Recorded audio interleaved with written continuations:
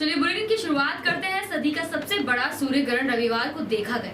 यह सूर्य ग्रहण 9:16 से प्रारंभ हुआ। ग्रहण के समय सूर्य की किरणें धरती पर नहीं गिरी।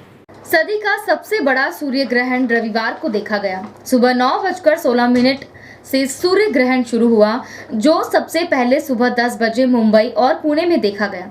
इसके बाद देश के अन्य राज्यों में सूर्य ग्रहण देखा गया। यह साल का पहला और आखिरी सूर्य ग्रहण था। सूर्य ग्रहण को देखने के लिए नीमच में खुले मैदान पर लोग देखने गए। मंदिरों के पट बंद रहे और पूजा आराधना का दौर भी थमा रहा। सूर्य ग्रहण के समय नीमच में भी हल्की अंधियारी छाई, जैसे शाम ढली हो।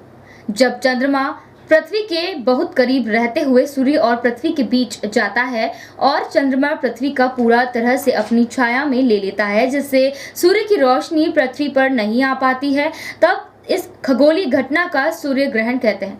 सूर्य ग्रहण के जहां वैज्ञानिक कारण है, वहीं ज्योतिषी विज्ञान में भी अहम महत्व है।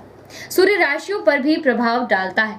सर, देखा जाए तो ये एक बहुत ही रोमांचक विज्ञान की घटना है और लगभग 70% अपने नीमच में दिखाई दिया है और इसने चंद्रमा ने सूर्य को ढका है और निश्चित तौर से ये जनजीवन भी प्रभावित होता है और इसका ज्योतिषी आधार पे भी इसका प्रभाव पड़ता है।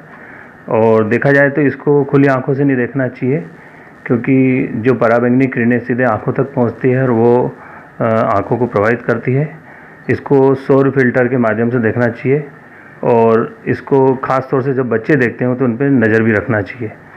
और आंखों के जिनके ऑपरेशन हुए हैं या आंखों से जो पीड़ित हैं उनको नहीं देखना चाहिए। दरअसल ये जैसे कि वैसे देखा जाए तो हर महीने में एक अमावस्या आती है और सूर्य ग्रहण पड़ता है, लेकिन कई बार क्या है कि वो जैसे हमारे भारत में नहीं दिखाई देता है, किसी अन्य स्थान पे दिखाई देता है।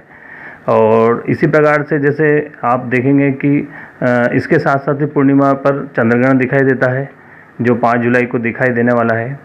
तो निश्चित तौर से ये प्राकृतिक घटनाएं हैं और इसके साथ साथ जनजीवन इसलिए प्रभावित होता है क्योंकि हम जानते हैं कि हमारा पूरे पृथ्वी पर जो जीवन है वो सूर्य के कारण ही है।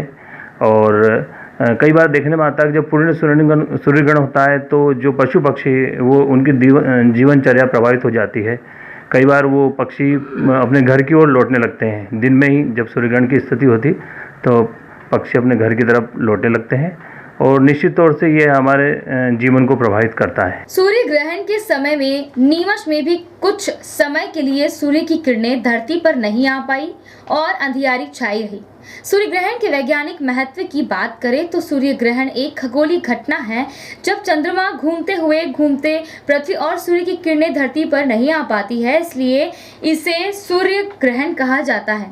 वेद, पुराण, महाभारत और रामायण में भी सूर्य ग्रहण का महत्व बताया गया है।